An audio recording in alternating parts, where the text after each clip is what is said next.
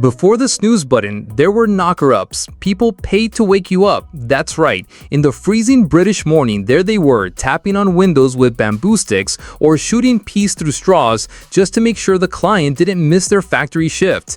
It was one of the weirdest jobs in history, but back then, it was synonymous with reliability. And the irony? Many human alarm clocks needed another human alarm clock to get up themselves. A bizarre cycle, but real. Nowadays, with a phone in your pocket and 5 alarms set, it's hard to imagine paying someone just to wake you up. But the logic runs deep. It wasn't just about waking the body, it was about waking the commitment. Maybe that's why, even with all this technology, we still fail to get out of bed. A practical tip? Arrange a mutual wake-up with a friend. Send each other a motivational message at 6:30 a.m. It works better than coffee. And if you think that's weird, wait until you hear what they did with spoiled princes. Number 2. Whipping boy. Imagine growing up alongside a prince, but only to take beatings in his place. That was the role of the whipping boy, one of the bizarre historical jobs in European royalty. When the young heir messed up, it was his companion who got the whipping. The logic was that the prince would feel guilty seeing his friend suffer, but in practice, many didn't care at all. It was a lesson in empathy that rarely worked and became one of the strangest old professions in history.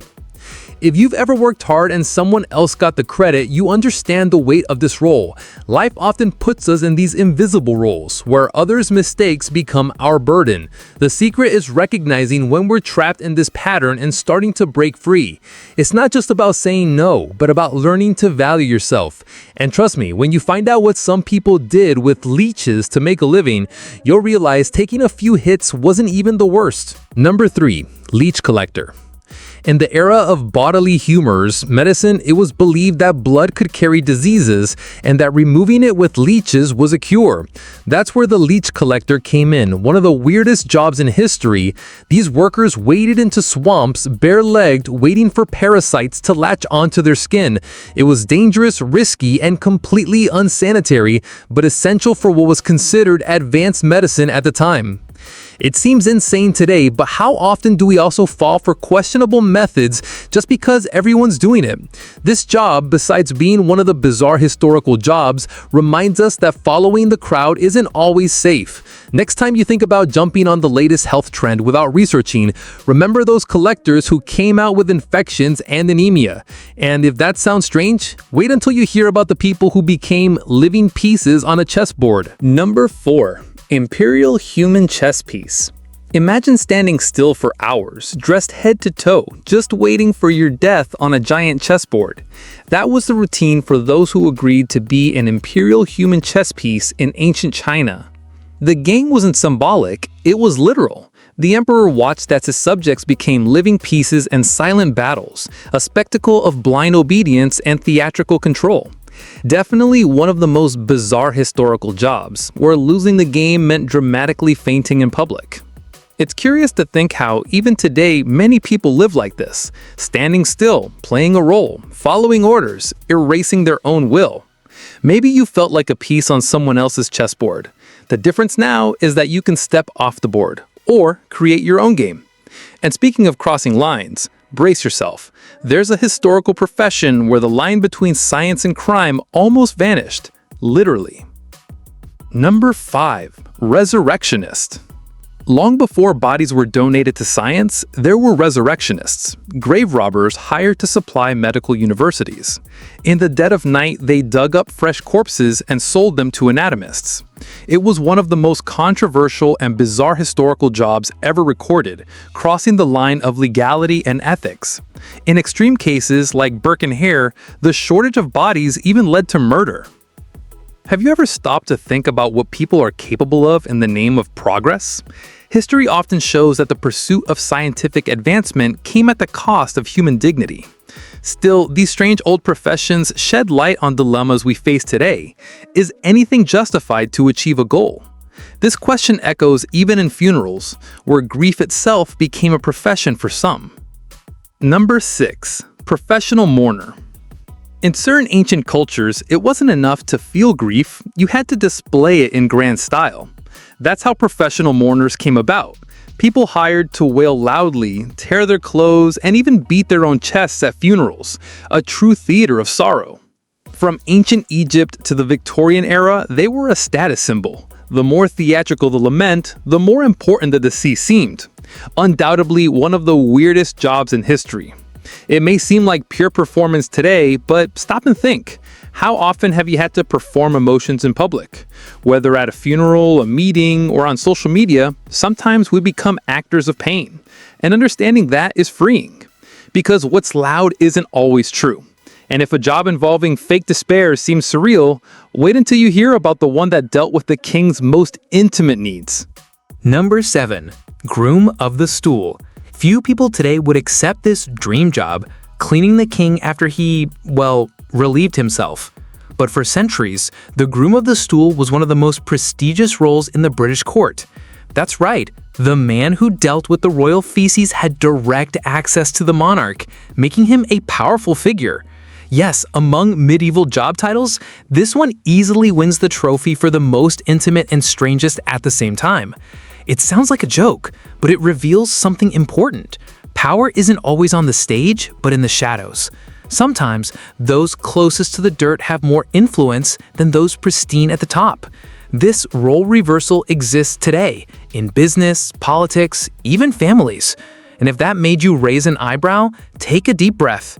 The next job involves plucking feathers from pigeons. Number 8. Pigeon plucker. While some chased fame and fortune, others made a living plucking feathers. Literally. Medieval Europe's pigeon pluckers spent their days defeathering pigeons for pillows or ornaments. A dirty, painful, and unglamorous job. Constant pecks on their arms and face were common. Still, it was one of the most common peasant jobs in the Middle Ages, and one of the most forgotten among strange old professions. It's curious how the most invisible jobs sustain others' comfort, and that reality hasn't changed much. How often have you relied on someone behind the scenes without even noticing? Delivering value isn't always glamorous, but it has dignity. And if you think plucking pigeons was rock bottom, wait until you hear about the kids carrying gunpowder in the middle of a war. Number 9. Powder monkey. During the Great Naval Wars, it wasn't adult soldiers who carried gunpowder to the cannons. It was children. Powder monkeys, some younger than 10, ran through ship holds with explosive barrels in hand in the midst of chaos. It was one of the weirdest jobs in history, not just because of the workers' age, but because of the insane risk. One stumble, and everything went up in smoke. Literally. Can you imagine being thrown into the crossfire so young?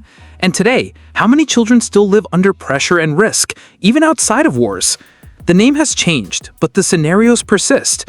We romanticize the past, but many of these history curiosities reveal harsh realities. And speaking of handling what no one wants, there's a profession that takes it to the extreme, diagnosing diseases by the smell of feces. Number 10. Court smeller. In Imperial China and feudal Japan, there were doctors specialized in detecting diseases by the smell of nobles' feces. Yes, the court smeller was respected, trained, and, believe it or not, in demand. In times when modern tests didn't exist, the nose was the most reliable tool. It may seem like one of the bizarre historical jobs, but in traditional medicine, it was pure sensory diagnostics and part of the elite of medical roles at the time. It's curious how, sometimes, what we despise most can be exactly what saves lives. And that hasn't changed much. Even today, many of the most essential jobs are also the most invisible, the most avoided. These funny history facts about strange old professions say a lot about the modern world too. After all, between human alarms, body snatchers, and bathroom nights, one question lingers. Will today's jobs be our museum of absurdity in the future? Now, tell me, how many times have you felt trapped in a role you didn't choose? Could it be that without realizing it, you're also living a modern, bizarre job full of repetition, pressure, and little recognition? History isn't as distant as it seems. These strange old professions show us that behind the laughter and oddity, there were humans trying to survive, just like we do today. And maybe the biggest difference between them and us isn't the job, but how willing we are to question the system that sustains it. So, what are you going to do with this knowledge now? Will you laugh and move on as if nothing happened? Or will you look at your routine, your cycles, and even your talents with new eyes? Comment below which of these bizarre historical jobs surprised you the most and what its modern equivalent might be. And of course, if you enjoy learning in a different way, with humor, curiosity, and meaning, subscribe to the channel and turn on notifications. Here, we turn even the weirdest past into life lessons.